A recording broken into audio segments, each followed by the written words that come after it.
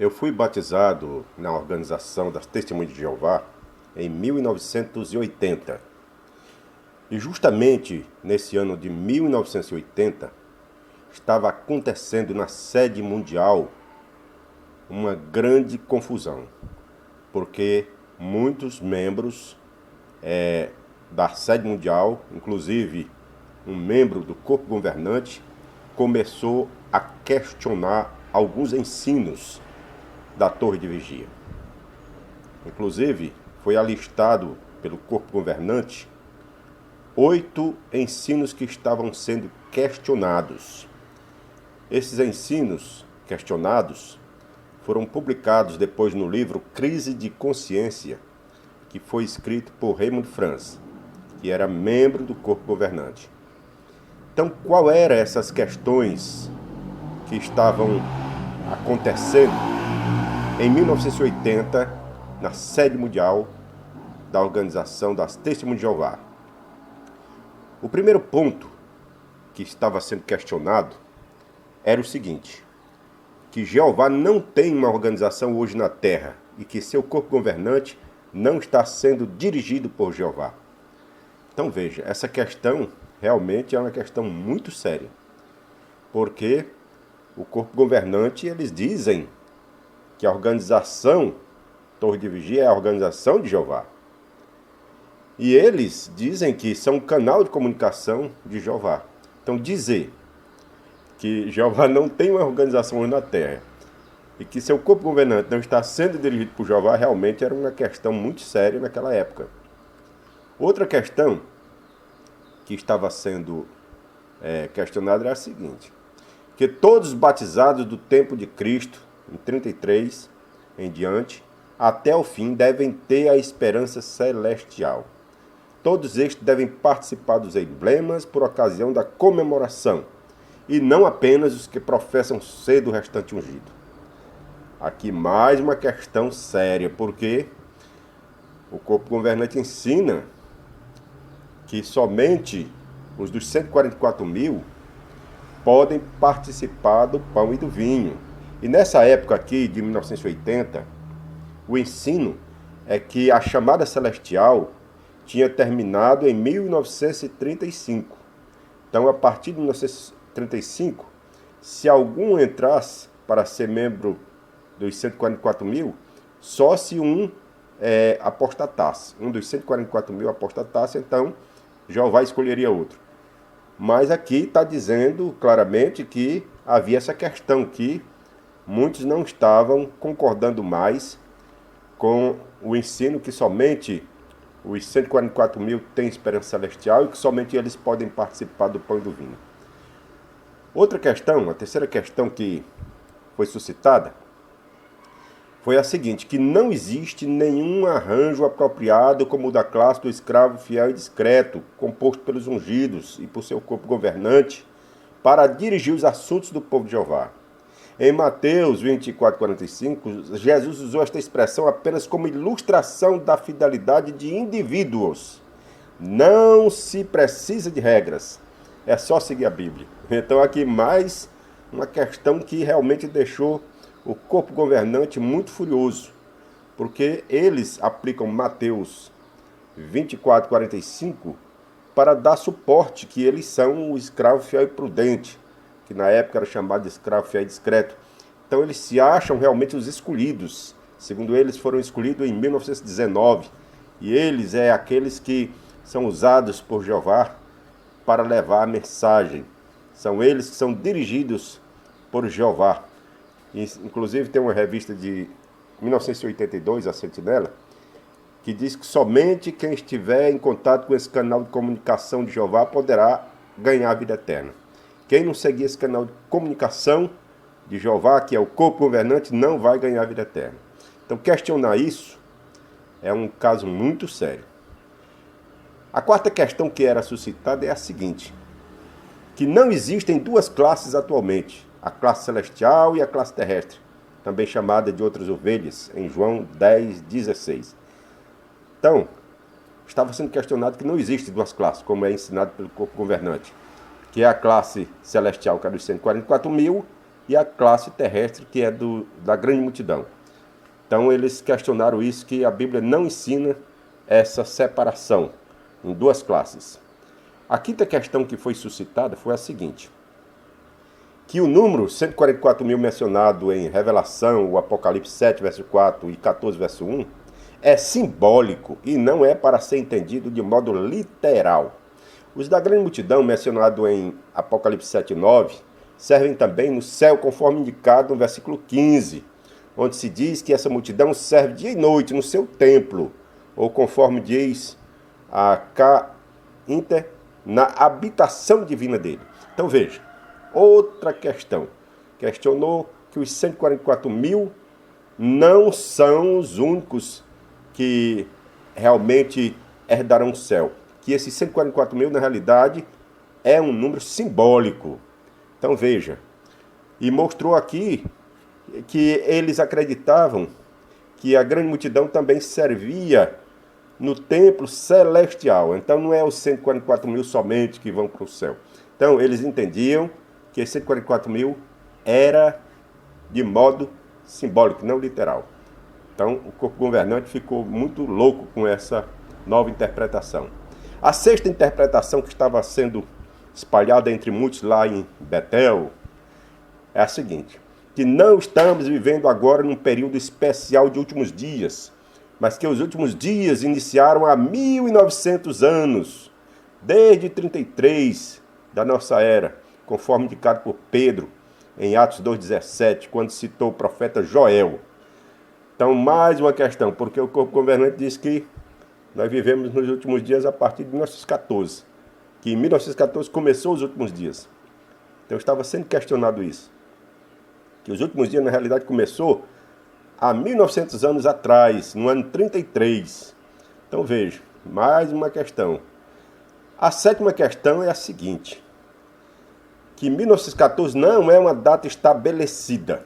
Cristo não foi entronizado nessa ocasião, mas tem estado regendo em seu reino desde 33 da nossa era. Que a presença ou parousia de Cristo ainda não aconteceu, mas se dará quando o sinal do Filho do Homem aparecer no céu, conforme Mateus 24:30, e isso está no futuro. Mais uma cacetada, porque na época de 1980 era ensinado que o reino tinha sido estabelecido no céu em 1914 e Cristo estava presente, invisível, desde 1914. Então, foi questionado isso. Foi questionado, mostrando que essa presença de Cristo ainda não aconteceu. Ou seja, a presença de Cristo ainda vai ser no futuro, ainda não aconteceu.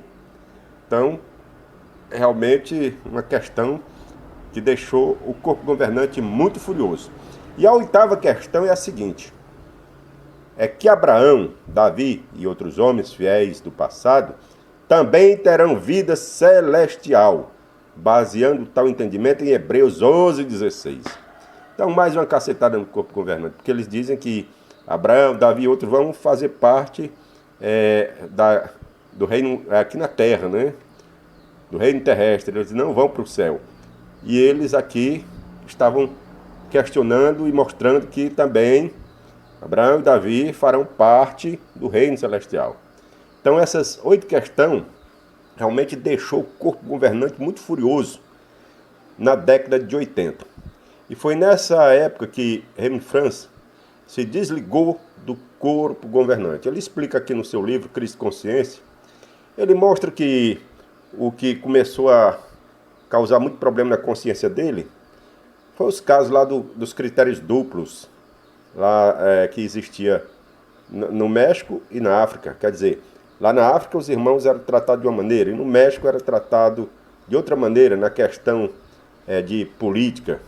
E isso causou uma crise de consciência em Raymond France. E outro ponto também é que ele recebeu de um ancião lá da Suécia, Carl Olof Jonsson, um ancião da Suécia, um estudo bem detalhado a respeito da destruição de Jerusalém. Então, Carl Olof Jonsson, ele pesquisou e descobriu que Jerusalém não foi destruída em 607, mas que todos os historiadores, a arqueologia mostra que Jerusalém foi destruída em 587 ou 586. Então isso foi uma grande cacetada no corpo governante, porque essa é a data principal que leva a 1914. Então questionar essa data é questionar o pilar principal do ensino das Testemunhas de Jeová, que está fixado no ano de 1914. Então veja, Raimundo Franz ele se convenceu de que essa data realmente não tem fundamento, que Jerusalém foi destruída realmente em 586 ou 587, e em 1914 não tem apoio na Bíblia. Agora, Raimundo Franz ele saiu do corpo governante, mas continuou frequentando o Salão do Reino, como a Testemunha de Jeová comum, né? Mas o corpo governante não se conformou com isso. O corpo governante queria, na realidade, era expulsar Raimundo Franz. E como foi que isso aconteceu? Tudo aconteceu porque o Peter Gregerson, ele deixou a organização. Ele começou a discordar nessa época, saiu. E esse Peter Gregerson, ele tinha um comércio, um supermercado. Então ele era influente lá na cidade, ele era um ancião lá. E ele foi desassociado porque ele começou também a discordar de alguns pontos. E acontece que Raimundo Franz saiu do corpo governante e aí ele precisava trabalhar, porque, conforme ele explica, com a sua saída, ele não tinha, assim, habilitação profissional, porque a vida dele tinha sido dedicada só à Torre de Vigia, à pregação do Evangelho da Torre de Vigia. Então, ele fez um acordo na saída do corpo governante e recebeu $10.000, que foi concedido pela sede. $600 ele tinha na poupança, é o que ele explica. Aí ele precisou então trabalhar, porque ele precisava então se manter depois da sua saída. E ele recorreu ao amigo Peter Gregerson, que havia sido desassociado. E aí foi naquela época que começou a perseguição às pessoas que saíam da organização. Então, porque viram Raimundo Franz, que trabalhava com Peter Gregerson, viram eles lá num trailer, ou seja, num restaurante, né? Viram eles lá no restaurante. Aí então, por causa disso, desassociaram o Raimundo Franz. Então veja bem, isso foi em 1981. Inclusive, essa matéria, essa informação, saiu na revista Time, no ano de 1981. Tem um artigo que saiu contando o motivo da saída de Raimundo Franz e mostra que ele foi desassociado quando foi encontrado justamente com Peter Gregerson num restaurante. E aí, por causa disso, ele foi desassociado. Como diz aqui, pouco tempo depois, Franz foi visto num restaurante, comendo uma refeição com o seu benfeitor Gregerson, e esta simples observação forneceu a infração técnica pela qual Franz foi finalmente desassociado pelos líderes de Gandesden. 2 meses atrás, de um só golpe, eles eliminaram todos os meus anos de serviço, diz Franz. Simplesmente não acredito que exista outra organização que seja mais insistente em 100% de conformidade. Está no livro Crise de Consciência, página 38 e 39. Então veja, por causa de terem visto Raimundo Franz com o Gregerson no restaurante, foi motivo para desassociá-lo. E nessa época tinha saído já vários membros importantes, instrutores lá do Betel, lá nos Estados Unidos, né, a sede mundial, e foi realmente um grande rebuliço. Só que nessa época, eu estava sendo batizado e não sabia de nada disso, porque naquela época era muito difícil a gente saber informações. Eu só fui saber da saída de Raimundo Franz, do corpo governante, e da sua expulsão, eu só fui saber isso depois que eu saí da organização. Eu saí em 1993. Só depois é que eu fui saber, porque antes eu não sabia. Então veja, essas questões aqui são muito importantes e por causa disso, muitos já saíram e vão continuar saindo também. Eu espero que essa breve informação seja de proveito para você, que Deus abençoe e até a próxima.